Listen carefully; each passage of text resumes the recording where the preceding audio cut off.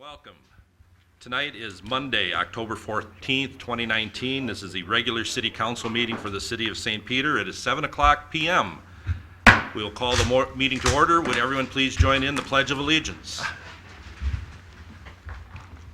I pledge allegiance to the flag of the United States of America and to the republic for which it stands, one nation, under God, indivisible, with liberty and justice for all.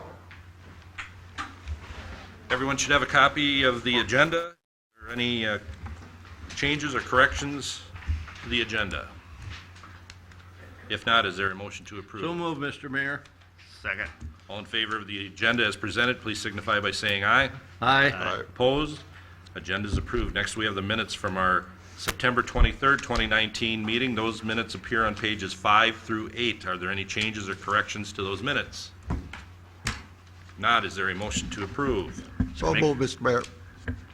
Second. All in favor of the minutes as written, please signify by saying aye. Aye. Opposed? Those minutes are approved. Next, we will address visitors. Is there anyone in the audience that would like to speak to the council on any agenda item? And which item would that be? 5A,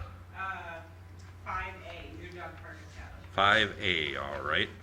And when we get to that, we'll do that, okay? Then, is there anyone in the audience, was there anyone else, I'm sorry? Is there anyone also then in the audience that would like to speak to the council on any matter whatsoever?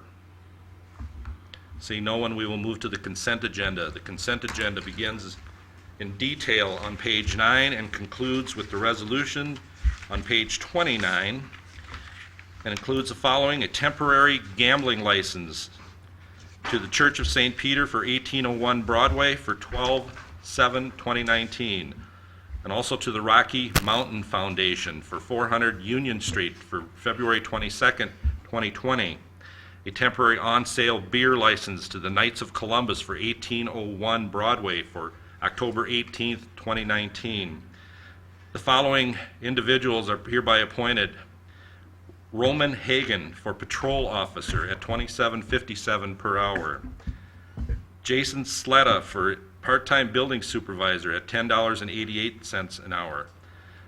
Plus the regular schedule of disbursements for September 19th, 2019 through October 9th, 2019. Are there any questions, comments on the consent, about the consent agenda? Todd, I have a comment or a question. When we hiring the part-time building supervisor for the rec department, as part of the background provided to the council, we have a sentence or two or three about his background and what he's done in life and what would qualify him to be in this position, as we do with most people we hire. It's not extensive. It's not why he's better than anybody else. It's just a little something so we get to know him a little bit. We hire a patrol officer, that's never true. We have as the background the process that went through, who talked to him, who did this, who did that, what ratings were used, but nothing at all about him as an individual. And that's obviously done on purpose. We strive to make policing a community-based operation and make the community trust patrol officers and such as that, and this seems to go in the other direction. And it's been like that forever. Is there a good justification for that, a good reason for that? No, I think, John, you indicated very clearly that's just kind of how we've done it forever. If there's a want to change that, or the council's looking for additional information, whether it's on this appointment or future appointments, we're more than happy to do that. If it's the suggestion that we can provide some more information about maybe where they went to school or other places that we worked, happy to do that if that would be the pleasure of the council. Well, maybe we can make it a topic on the goal-setting session. Is a change we do want to make it or we don't want to make it? Sure. I don't know the answer. Sure. Any other comments, questions on the consent agenda? If not, the resolution for the consent agenda appears on page 29. Is there a motion for approval? Make a motion to approve. Second. Any other questions, comments? Call the roll, please, Barb. Councilmember Pfeiffer. Aye. Councilmember Brand. Aye. Councilmember Johnson. Aye. Mayor Zener. Aye. Councilmember Cohen. Aye. Consent agenda is approved. Next up, we have unfinished business, and the first thing we have is a city code modification. And Mr. Willie. Yeah, Mr. Mayor, members of the city council, at your last city council meeting, you held a public hearing regarding a proposed amendment to the zoning ordinance as it would regulate daycare operations in St. Peter. Your current operation, or current ordinance limits what we'll call in-home daycares to 6 or fewer individuals. What we've determined is that most of those operations are being licensed by Nicollet County as a group family daycare, which would allow for the care of up to 14 children. So as such, most of them, if not nearly all of them, were operating outside of the confines of your ordinance, but certainly within the regulations of their license provided by Nicollet County. The Planning Commission had discussed amending the definition of group family daycare in your ordinance to match the 14 or fewer children, which is allowed in the state licensing. Then also the recommendation was to change the definition of a daycare center, or perhaps something like Kids Corner, that's not operated typically in a single family home, to allow for the care of 15 or more children. You held a public hearing, and as the council discussed the matter, there were questions were raised on whether what had been presented to you was actually what had been forwarded by the Planning Commission. So to that end, we reviewed our meeting notes, we reviewed the meeting agenda packet, and then I reviewed the minutes that Ms. Luker had prepared in my assistant's absence from the meeting in which the Planning Commission made the recommendation. And I've determined, I think quite clearly, that yes, what was in your council packet at the last meeting did reconcile with what was the Planning Commission's recommendation on August the 8th. Councilman Paris referenced the discussion at the Planning Commission as to removing the actual capacity and instead referencing the individual Minnesota state rule. And the motion made that evening was to table the matter and then to ask me to prepare an alternative definition, which I've included in your packet for tonight. If you were to consider moving in that direction, I would suggest altering the definition of group family daycare then to read a daycare service licensed by Nicollet County and regulated and defined by Minnesota rules 9502.0315. Such uses include but are not limited to nursery schools, preschools, daycare centers for children or adults and similar uses. The definition of a daycare center then would reference a daycare service licensed by Nicollet County and operating at a capacity which exceeds the maximum number of children allowed in the definition of a group family daycare within Minnesota rules 9502.0315. You certainly could make that easy amendment tonight by changing out those definitions from what I had prepared at your last meeting. I would caution you, and I had recommended the Planning Commission not take that action. It could be as simple as the state rules changing to increase or decrease, perhaps moderately or significantly, the capacities that they have in their Minnesota rules. As such, then, those rules would take effect in St. Peter with no discussion by yourself, the Planning Commission, and no local public hearing, although I do believe Minnesota rules typically require a public hearing at St. Paul, and then they allow written comments. The other instance, if you reference a specific Minnesota rule number, is they could make a change as simple as renumbering the rule, and as such, then you would have no definition within your ordinance, and you'd be left with the need to come back and make a further amendment in the future. So, Mr. Mayor, I'd answer any questions that you or your fellow members of the council have. Okay. Questions, discussion? John? I support the Planning Commission, well, I'm on the Planning Commission. I support what the Planning Commission did, putting a specific number in rather than referencing a state statute. Not for the two reasons that Russ put forth, but because someone who wants to read our ordinance is going to be totally confused by having references to state statute rather than having an actual number in our ordinance. And so for the sake of clarity, I'd rather have the specific number put in our ordinance. Good point. Anyone else? Yeah, it's a good point you raised there, John. I mean, we don't need to make this more complicated than what it probably already is to some people. So, If there are no other questions or discussion, the ordinance for amending the city code appears on pages 33 through 35. Is there a motion for approval? Move the ordinance, Mr. Mayor. Second. Now, any other questions or comments? Call the roll, please. Councilmember Graham, Aye. Councilmember Johnson, Aye. Mayor Zeman. Aye. Councilmember Conley. Aye. Councilmember Pfeiffer. Aye. Ordinance is approved. Thank you, Russ. That finishes our unfinished business. Next, we have new business, and the first thing up we have is a new dog park establishment. Bringing everybody, all right. So, we know, but maybe just even though Pete, probably most people know you, if you want to introduce yourself before we start. Joey Schugel? Abby Lane, And Abby, could we get your home address, please? 800 West College Avenue. Oh, okay. I live at Gustavus. All right. All right. Okay, go ahead, Pete. Mayor Zeman and City Council, as you guys are aware, we have been looking for over a year, trying to cite an additional park, which we plan to designate as a dog park. We initially started out with 7 sites that looked favorable, and in working with the River Valley Dog Park Association, we narrowed that down to 3. Working with the Parks Board and the River Valley Dog Park Association, we narrowed that down to 1 site early this spring. That site is at 1125 North Swift Street, and the Parks Board took action in June to designate that site as their favorable choice.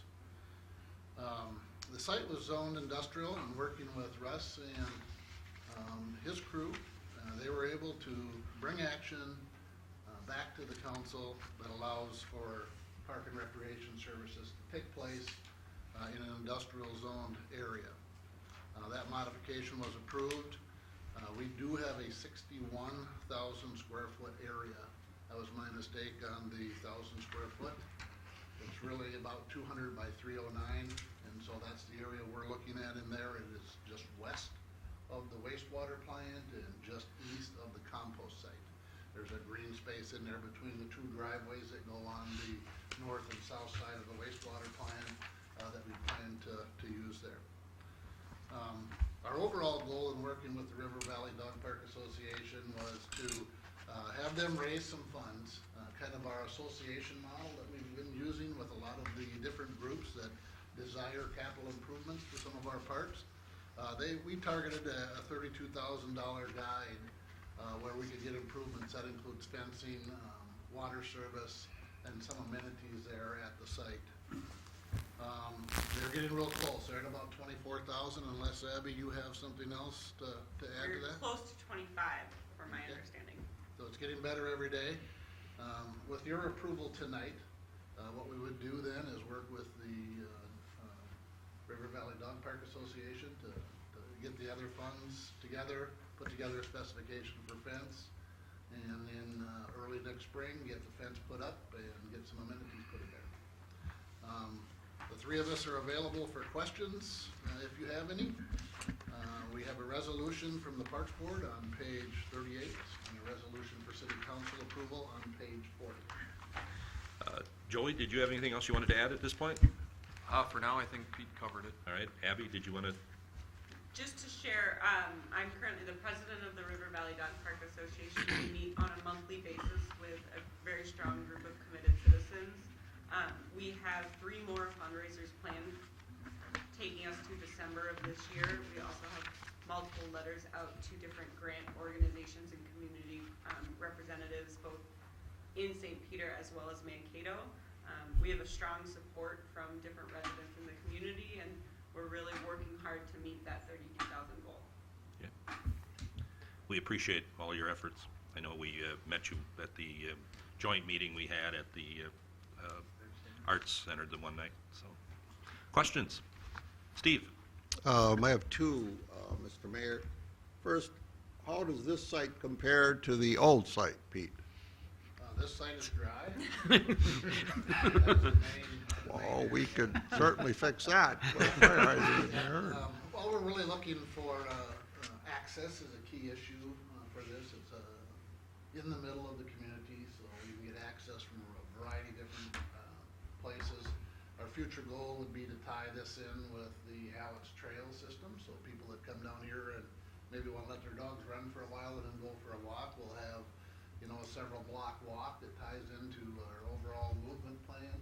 And it's a great site, the land's available, and, we feel comfortable about where it's located. How about square footage wise? About 61,000, a little over an acre, about an acre .4, acre .5 as far as that goes.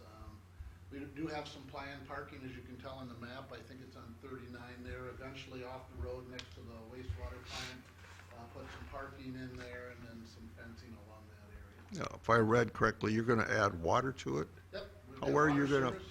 Camper dump station is located on the northern edge of this property across the road. You probably see campers coming in and washing out their tanks and stuff, and we're gonna come off of that line and get water over to a fountain. Be similar to what you see on Jefferson Avenue, where we have a dog level faucet for them, so you can fill the dish up and the dogs can drink there. That's one of the holdbacks at the other site is remotely you have to haul water. It's in a plastic tube, it's not exactly great quality, just not real convenient for the dog owners. Then you'll have to service it for the winter. Yes. Okay. All right, thanks, Pete. Thank you, Mr. Steve, we Mayor. have a handout which is, Yep, yeah, that's- I wasn't sure thank if you're you, aware of that. yep. Ed, you have a question? Just, you know, I'm close enough that I can walk down there, but I was just wondering how long you think it'd be before they had the parking. You said, it just says future parking. Yeah. But sometimes I don't know. this- Right now, our initial plan was if the fence went up right away, which we don't think it'll go up this fall, but if it went up right away next spring, we could still park along the asphalt roadway Okay. until we decide how we're gonna put that in. We've got a little bit of work as far as the planning portion. We know where it wants to go, but we just have to see how the funds go with all of the improvements we wanna do. And so the entrance of the dog park would be, right now it's scheduled to, right where the parking is? We're working on a couple different concepts that would be off about where the 309 is on that picture. Okay. And then it would come into a dual fence area where you can unleash your dog, and similar to what you see at the other. Yep, I was just wondering where the opening was. The actual gonna be. layout hasn't been determined yet. We've got a couple of good ideas to work with. If I can, Mayor members, maybe to help for some clarification, as Pete said, there's some more planning work to do. Tonight, the action specifically is to designate this location. It doesn't finalize the dog park. That would come in the future when the association meets their target, and then technically you'd accept donation. At that time, Pete and the association would come back and say, well, here's where we envision the fence. Here's who's paying for this. Here's how much in-kind support is being provided. That would come at the point when the dollars are available and you accept those dollars under your donation policy. Any other questions? Pete, I have one. Earlier you said establishing an additional park. Are we planning on keeping both open? Right now, we are. Okay. Just for variety and for options. As you probably know, the other one hasn't been available that much in the Right. last couple of years, and so the fence that's there probably isn't worth much. It probably costs more to take down than Yeah, anything else. So I went by there the other day and it still serves a a purpose. portion of it, yeah. Yeah, so, okay, I was just kind of curious when you said that. I wasn't unaware if we were gonna try to maintain both of them. We'll talk with the Parks Board on that to Okay. see what the need is there. If there's not a lot of use out there, probably Sure. take a different direction. All right. Any other questions? Members, I just want to provide clarification on page 40 where it says 1,000 square feet and now therefore. Pete, what number do you want in there? 61,000? 61,000? Yeah. Sounds a little closer. Okay. So that's the number that we propose to insert in there, so if the motion could include that amendment, that would be great. Any other questions? The resolution establishing a new park to be used as a dog park with the change of 61,000 square feet from the 1,000 that appears in the second to last paragraph, appears on page 40. Is there a motion to approve with that change? I'll make a motion to approve with the change. Is there a second? Second, Mr. Mayor. Any other questions or comments? Call the roll, please, Bart. Councilmember Johnson? Aye. Mayor Zeman? Aye. Councilmember Braun? Aye. Councilmember Pfeiffer? Aye. Councilmember Graham. Aye. Thank you. Resolution is approved. Thank you all. Thanks for your hard work. Mr. Mayor, this dog park is being located with St. Julian to the north and Swift Street to the west. To the south, there's a little street too, which has never been named. It goes to the wastewater plant.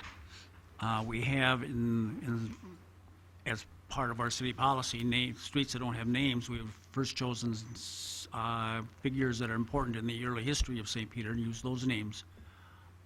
We have in the past. Now, it's been a few years since we've done this. We've talked about naming that street after a figure that was very important in St. Peter not becoming the state capital of Minnesota, and calling it Joe Roulette Alley because it leads to the unpleasant place, and we think so highly of Joe Roulette as a historical figure. So maybe the council could be discussing this also, if you could add that to your notes. Kwame Avenue. Well, that should That's a lead good one, I that should think, lead yeah. to the church, someplace heavenly, not to the we take a wastewater vote on plant. To the fork in the road. All right. Next up, we have EDA Accessibility Loan Program, EDA standing for Economic Development Authority. Russ? Yep, Mayor Zeman, members of the city council, at one of your goal sessions, end of the winter, early spring, you had discussion about handicapped accessibility in the downtown and how you may be more aggressive and take additional efforts to encourage the renovation of the structures to make them more readily accessible to those with more mobility impairments. City Administrator Prafke, after that workshop, brought me his notes of your meeting. Councilman Kwame, as a member of the EDA, provided a couple of notes on what his take of that conversation was. And so I was asked to draft a program that would attempt to achieve those goals that the City Council had discussed at that goal session. The American with Disabilities Act was passed in 1990, and while we've made progress, and in some instances great progress, there still are instances where we have structures which are not accessible to those which are handicapped accessibility or with mobility impairments. There's a couple barriers. One is the financing of that. Small businesses often say that it's hard to pay for the cost of such a renovation using their normal cash flows of the business. There is also some limitations as to the renovation and what can be accomplished while we attempt to remain within the confines of the standards of the National Register of Historic Places as they would regulate historic buildings in the National Register District. We can't overcome them all, but I think the program that you're going to be considering tonight can certainly assist in overcoming some of those financial hardships that we've had. Mr. Mayor, the program that's in your packet beginning on page 43 has been reviewed by the Economic Development Authority on a number of instances, and what's in your packet reflects their desire and what they have recommended for approval. The purpose of the loan, as I stated, would be designed to finance the renovation and alteration of downtown buildings to enhance the accessibility of the structure to those with mobility impairments. All of the buildings within the central business district would be eligible to participate, but the participation would be limited to altering the entryway, the doorway, or other access to the property. This could not be used for new windows or roofs or things of that nature. The construction standards would have to meet all of the applicable city codes, state ordinance or state licenses, state rules, and any federal regulations. The Heritage Preservation Commission, when appropriate, would need to review the renovation to make sure that it is contemplated within those guidelines of the federal government. And then all of the renovations then, as would be the charge of the Heritage Preservation Commission, would need to be undertaken in a manner consistent with the Secretary of Interior standards for the renovation and rehabilitation of historic structures. The grants would be restricted to $25,000 per property. The owner would have to guarantee that the improvements that were financed are not altered to make them less handicapped accessible after the fact, which I couldn't imagine someone wanting to do. The owner would be required to maintain an insurance policy on the participating property in an amount equal to the debt, for instance, the mortgages, liens, assessments, et cetera, that are recorded against the property. The grants are intended to fund 100% of the renovation up to $25,000. But the grant regulations also allow projects in excess of $25,000 if the property owner can demonstrate that they have funds on deposit and immediately liquid to fund their share of the program above the $25,000 limit. Pardon me. Governmental entities, the city, the county, and such, are not eligible to participate for properties that they owned, but if you are a downtown property owner and you have a tenant that is a state, federal, or local government, you can participate with your building. The grant application process would require grants applications to be submitted by February 28th of each year. The grant application would include information as to the ownership, the address, the building usage and tenants, description of the proposed alterations, estimated daily traffic count, and then the appropriate photos and quotes that would be required to establish the price of the project. The grant would be reviewed by a committee appointed by the mayor and city council. Projects undertaken in full compliance with the ADA would get priority. Again, some other projects may be undertaken to an extent that they enhance accessibility, but perhaps don't meet the full A, B, and C's of the ADA requirements. And then those businesses with a higher traffic count of customers may also be given a priority with the thought that you're getting a little bit bigger bang for the buck. Every participant would be required to enter into a grant agreement between the city and themselves. It would obligate that the improvements are completed as directed by the building official, and again to all of the codes of the city, the state, and the federal government. It'll obligate the owner to maintain or repair the structure following the completion of the renovation or alteration. And then it would require them to undertake any repair and maintenance as ordered by the city after the fact. The property owner would be released from the grant agreement after 15 years. And the grant agreement will be a recorded document in the office of the county recorder's office. Those who choose to participate will provide a documentation of the city's commitment. Once the project is completed, the city will disperse the grant funds, and then the grant funds would be forgiven at a rate of 1/15 per year. Mr. Mayor, that's the recommendation that was put forward to you by the Planning Commission. I will note that the fiscal impact, it was anticipated that the project could be funded annually from the interest income of the revolving loan funds. A review of the interest income from 2014 to 2018 suggests that that dollar amount would vary between $34,500 and $45,000 on an annual basis. Mr. Mayor, I'd answer any questions that you or members of the City Council might present. Questions? Steve? Russ, can you define what the central business district encompasses? I think they might have a map. I don't have a You don't have a map. on the PowerPoint, but I believe we do have one in your packet. It's defined in our zoning Oh, ordinance. we don't. Yeah, it is defined it's on the already zoning within the map. ordinance. Right. We'll be happy to send you one. No, I mean, I understand that, but I'm just wondering if those viewing public members would like to know that, the central business district. Yeah, very generally, it includes the property south of Broadway, but it does get Jake's and Taco John's and the MGM.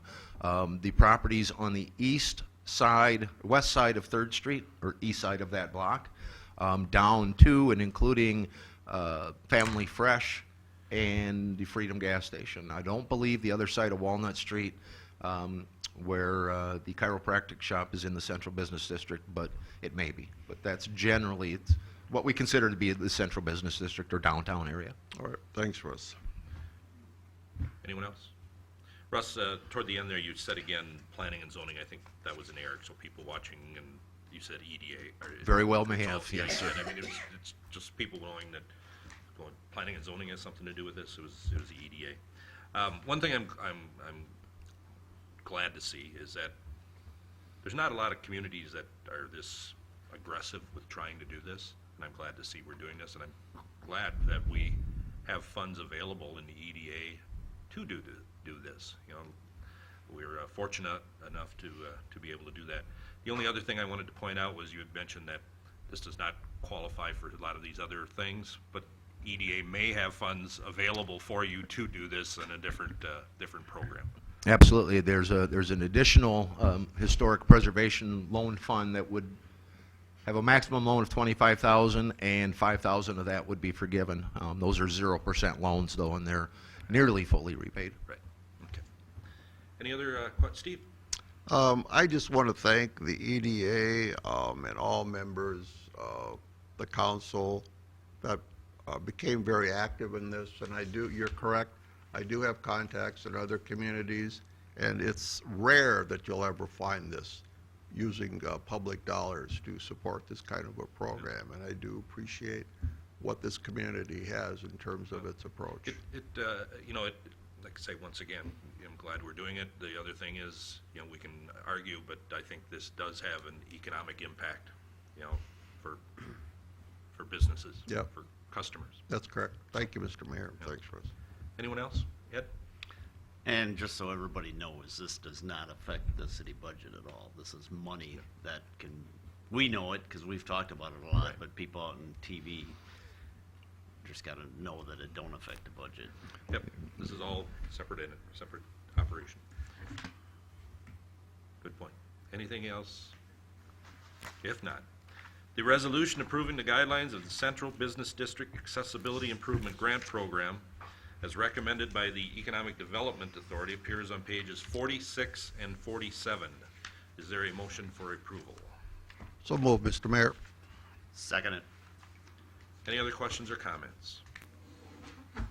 Call the roll, please, Barbara. Anderson. Aye. Councilmember Fleming. Aye. Councilmember Pfeiffer. Aye. Councilmember Graham. Aye. Councilmember Johnson. Aye. Resolution is approved. Thank you, Russ. Next up, we have the 2019 Equipment Certificate Bid Award, and Sally is here tonight. And I think we have a little handout that came with. Yes, sir.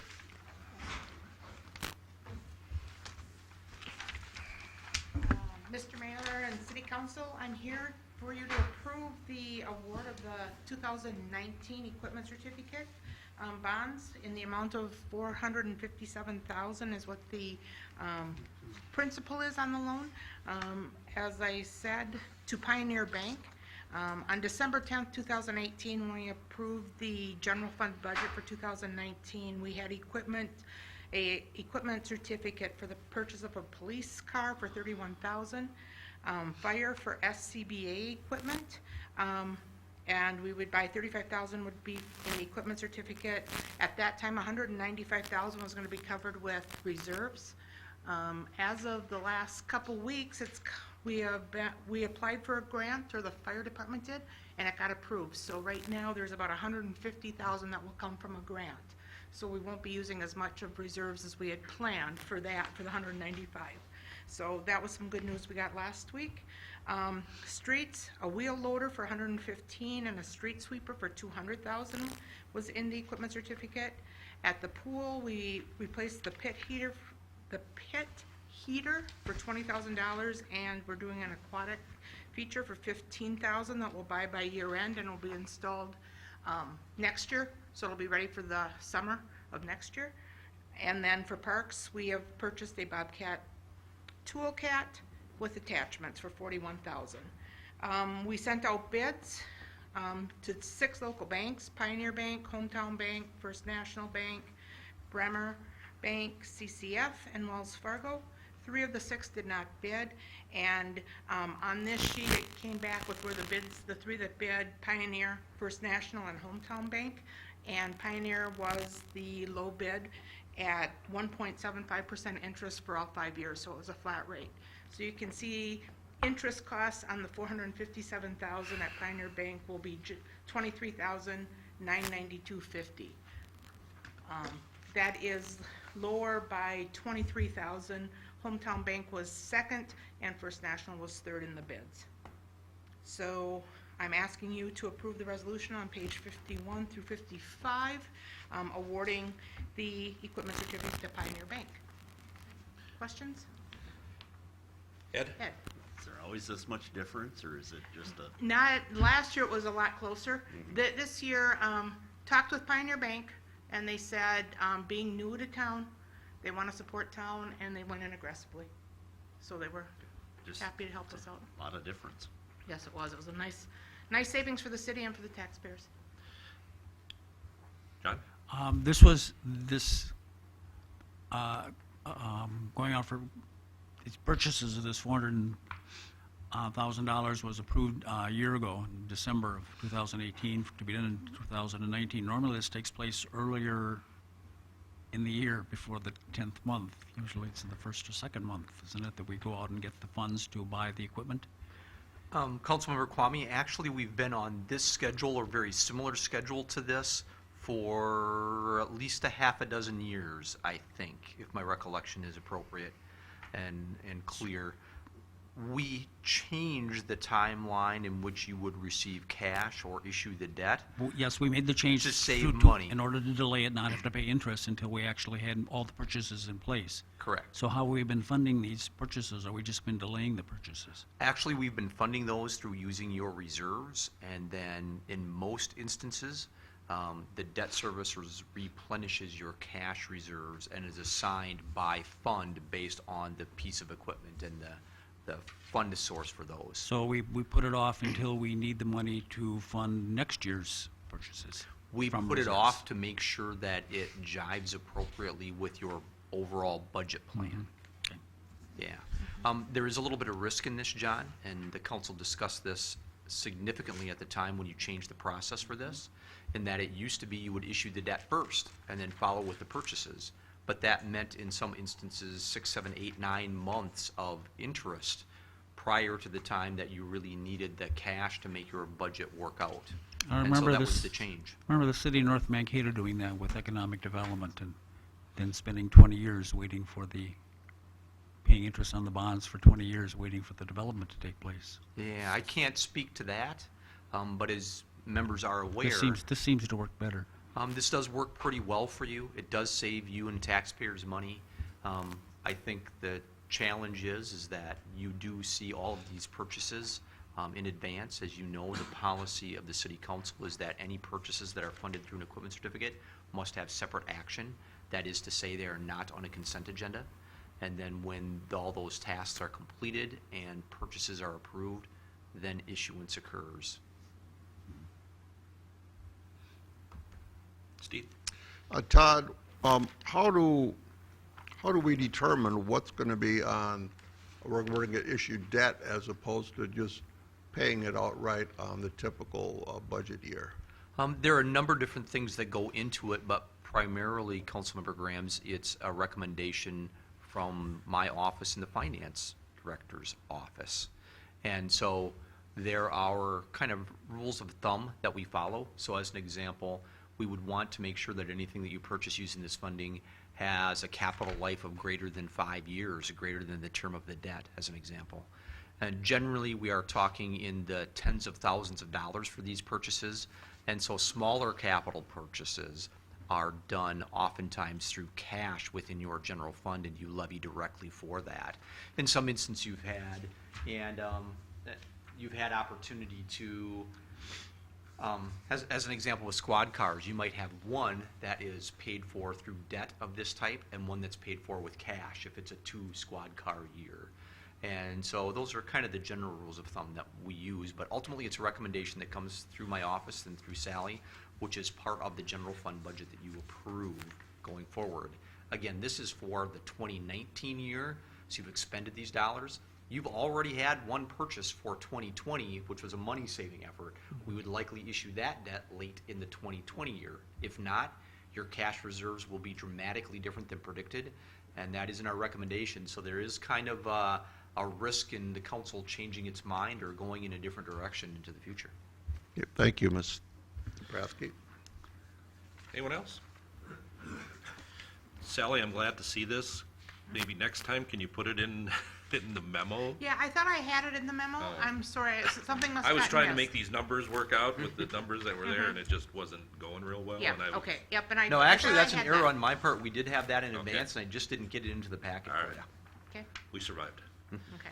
Anyway, any other questions or comments?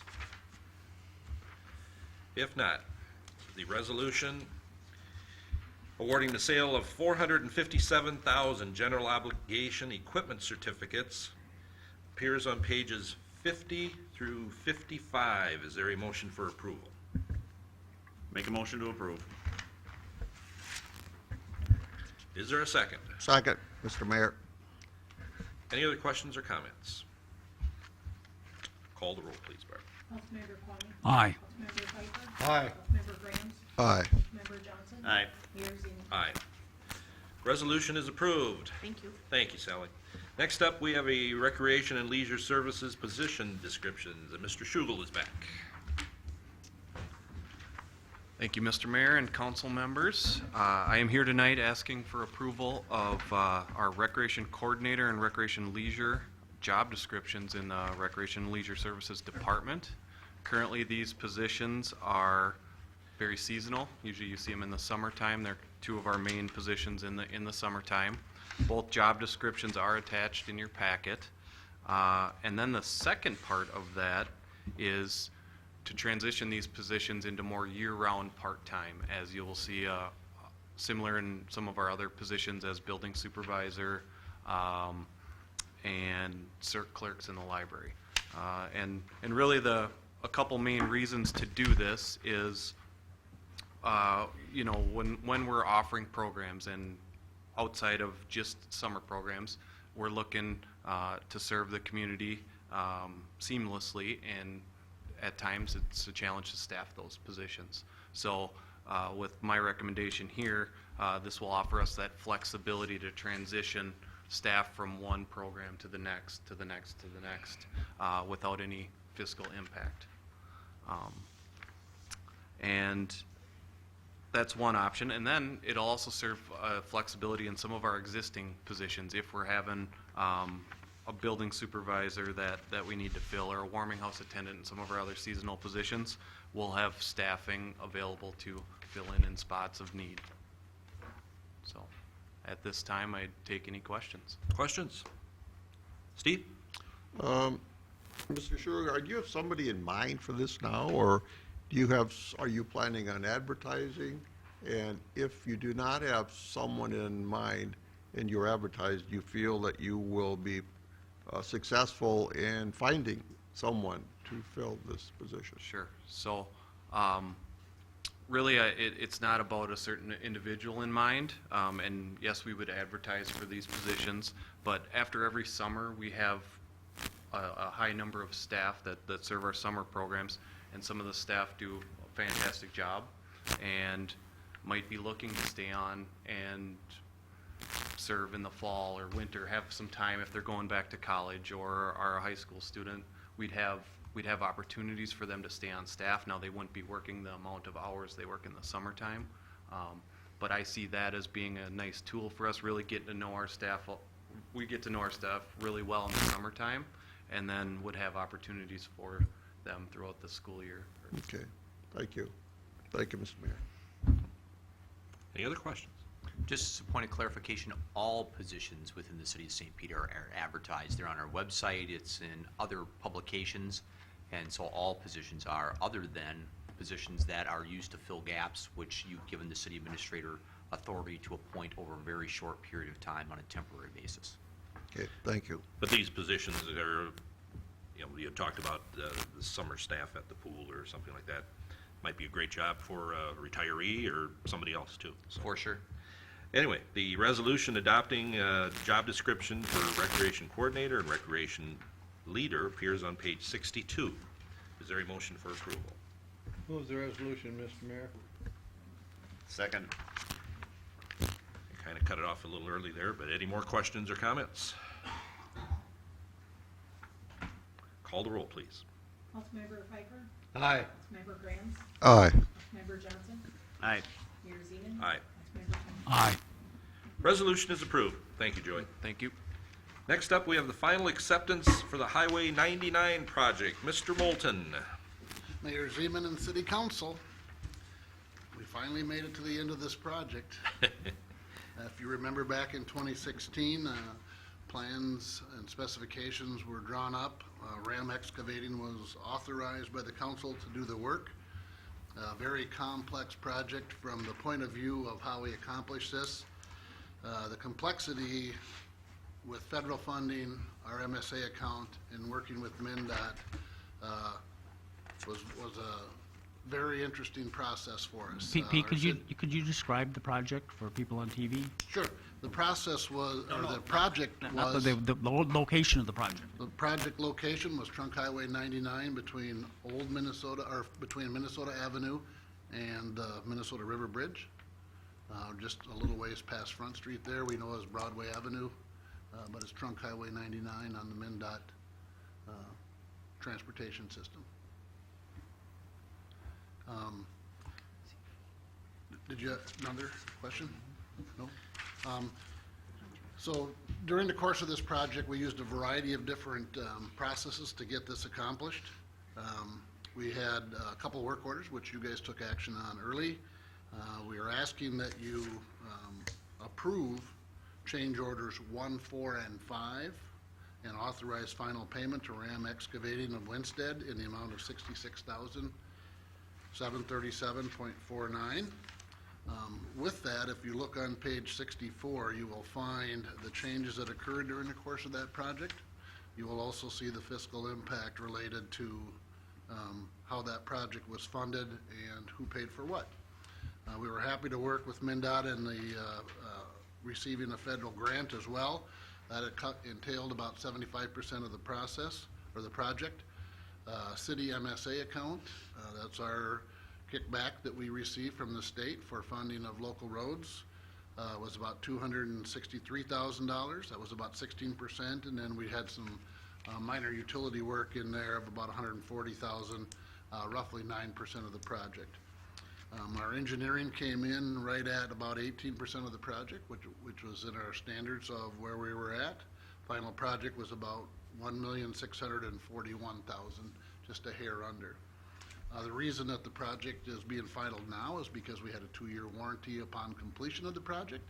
That has been met, and we have worked out the final details. And we are asking for approval of the change orders and authorization to make final payment. Questions? Steve?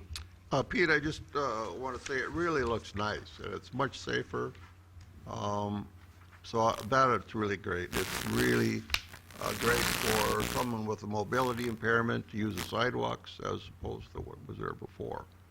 And I can really appreciate your relationship with MnDOT and what you've been able to accomplish. Yeah, the city administrator and city engineer did a lot of work there as well. Yeah, I forgot to thank Mr. Pratsky for that, but he knows, I think, that we all appreciate his work. Thank you. Your relationship with DOT has been a significant asset to the community over the last 10 to 15 years. You work at it. Yes. Thank you.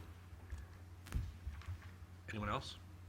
Pete, do you remember, and it's probably in here, but I couldn't find it.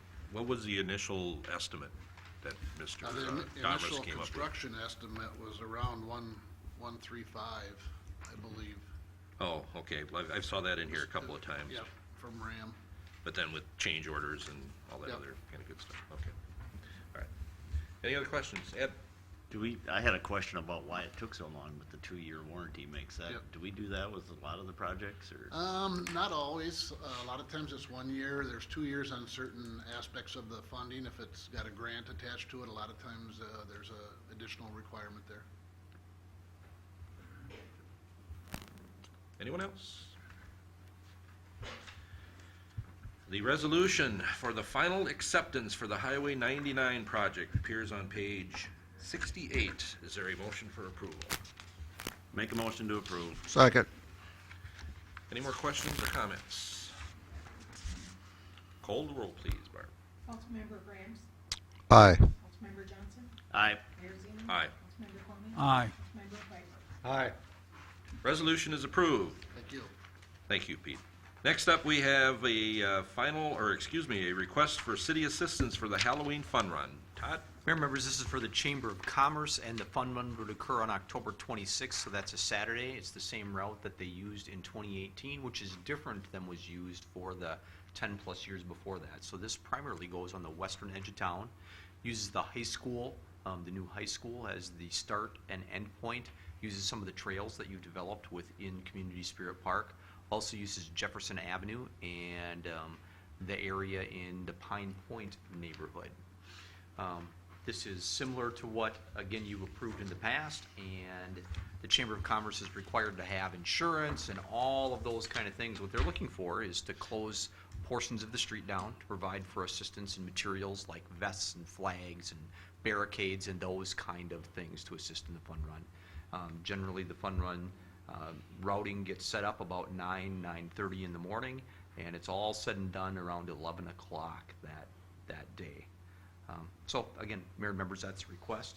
Information is included in your packet, and the resolution is on page 72. Questions? Steve?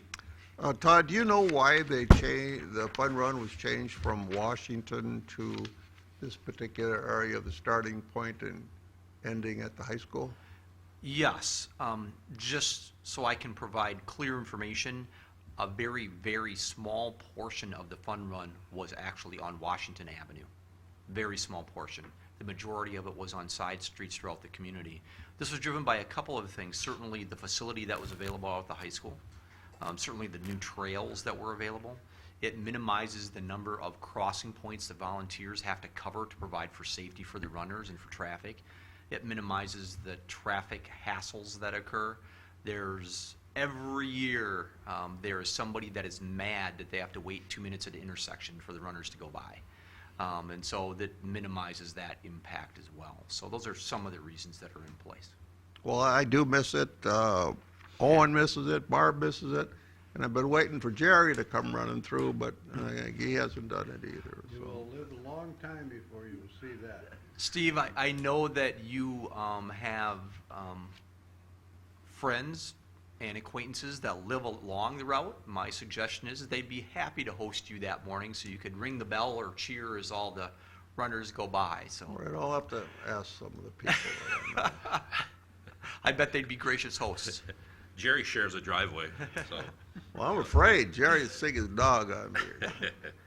Any other questions or comments? Yeah, just one. Yep. On Gardner Road, do they actually run on the road or the trail?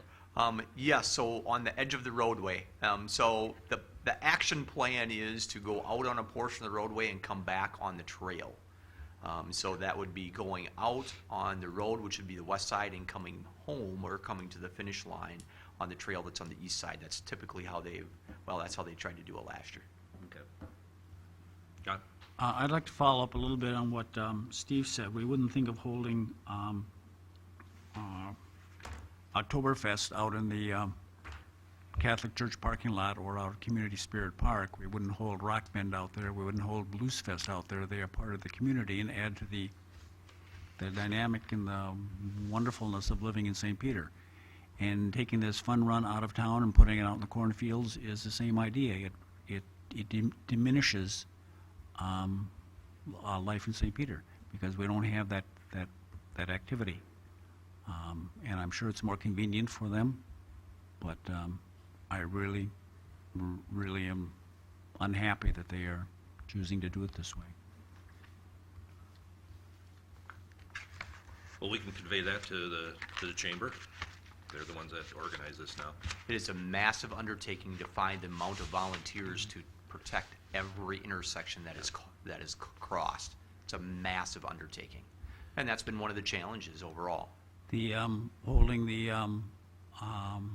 high school homecoming parade, holding it out in the country instead of having it in town would be the same idea. You know, it is part of living in town, or these activities take place in town, and it's part of the enjoyment of living here. Well, once again, I'll convey that to Mr. Lee, and I'm sure he's heard that before, but I will reiterate. Any other questions? If not, the resolution for approving the request for city assistance for the Chamber of Commerce for the Halloween Fun Run and Little Monster Dash Appears on page 72 and 73. Is there a motion for approval? Make a motion to approve. Is there a second? Second, Mr. Mayor. Any other questions or comments? Call the roll, please, Barb. Councilmember Johnson? Aye. Mayor Ziegler? Aye. Councilmember Coleman? Aye.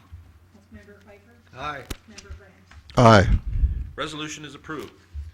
That concludes our new business. Next up, we have reports. We haven't been here for a while, but I really don't have anything to throw in.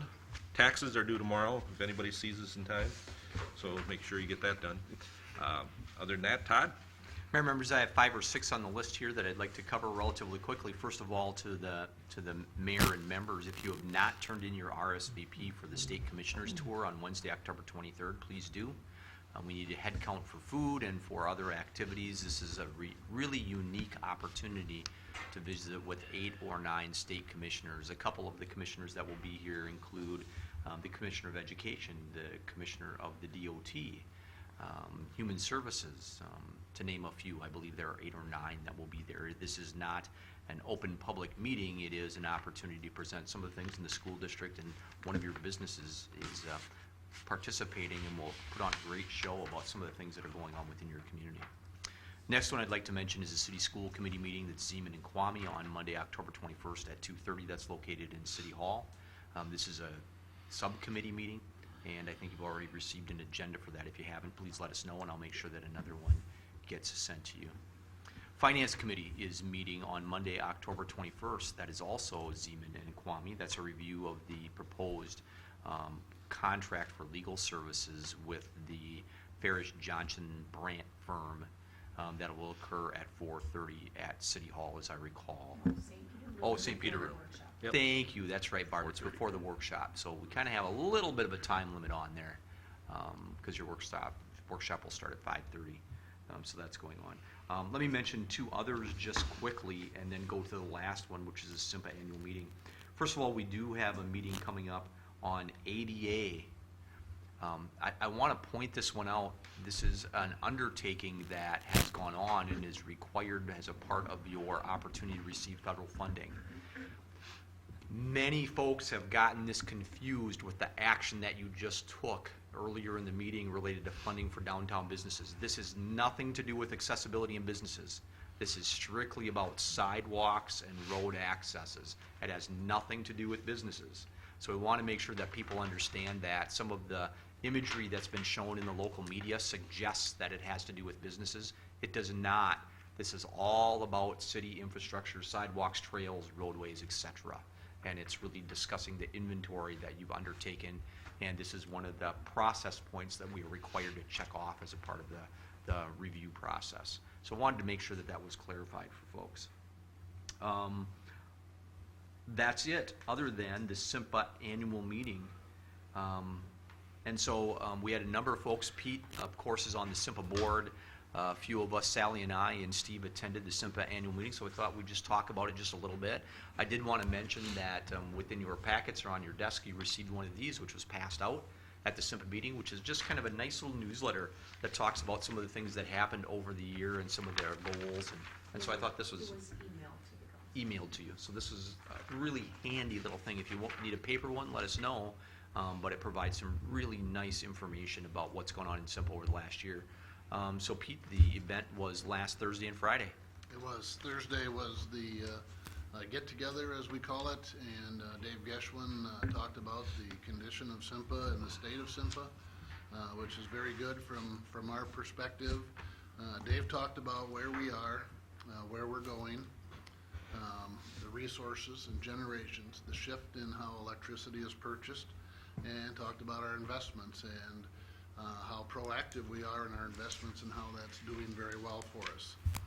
We also talked about where we're going in the next 10 years, and it was very enlightening to hear different perspectives all the way from MISO organization to professional life coaches that talked about how things go and how we should proceed. Stephen and Barb were there, and maybe, Steve, you want to talk about anything that you learned there?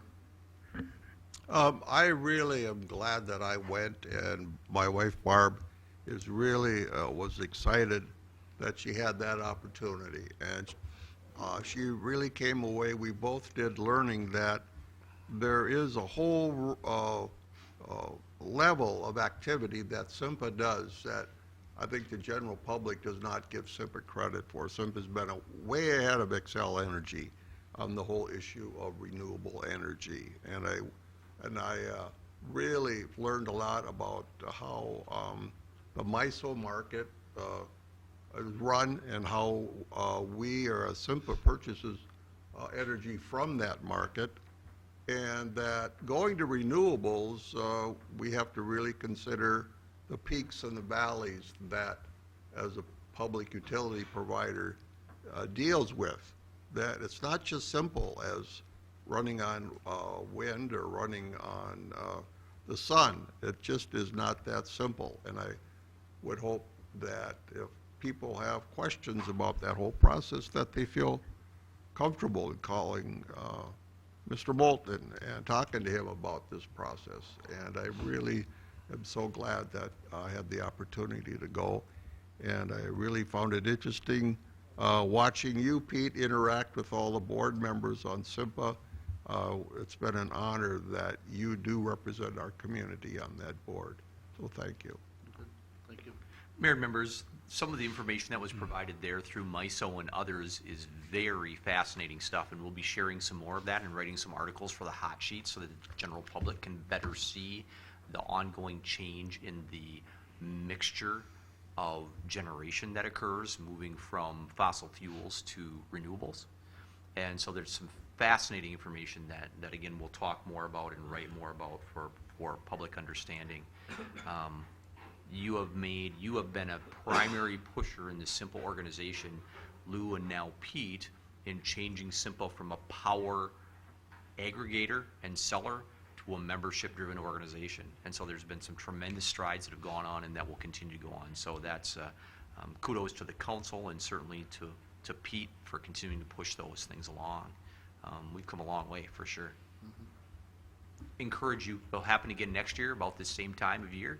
Would encourage folks, members at that time, to participate.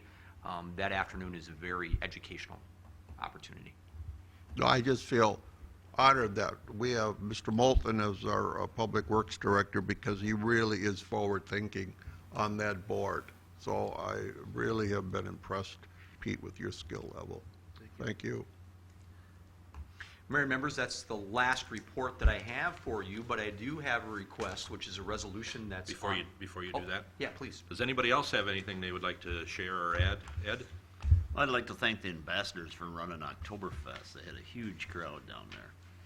Yep. Friday night was kind of mediocre, but Saturday night, the parking lot was full down there. Yep.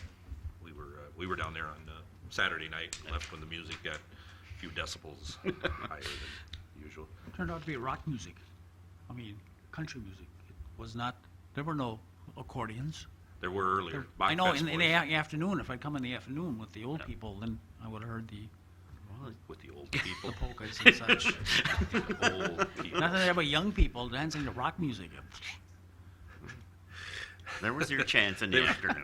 Those are not Irregardless, They it was a called good John crowd Boy, and they did a son good and job. boy. Steve. Mr. Pfeiffer, excuse me, Mr. Quabi, if you had attended the parade, you would have seen my 16-year-old grandson performing his accordion in the parade. Oh, can we So- get, can he come over to the house? Can we If get you a want him to, private- he'll come over to your house and play Would his be accordion. fantastic. yes. You all want to come, So, right? That's You're all what you're invited. serving. Gonna have cookies? Yeah. Any other comments that anyone else would like to share? I have just one question, Mr. Mayor. Yep. Todd, are we still having the city-county joint meeting Wednesday between Mr. Kwame and you? Yes, sir, at 10:30. All right, thank you. Yep. Where's that one at? I'm sorry, I've got to go back and look. All I right. don't know. Not a problem. You guys will figure it out. Anyway, Todd was getting at before, unless you wanted to add something else, we have a resolution calling for a closed session, and we do not anticipate making any decisions or coming back to make any decisions on this resolution. So we will ask for motion on that to adjourn to closed session, and then downstairs at the Nicollet Room, we will close our regular session.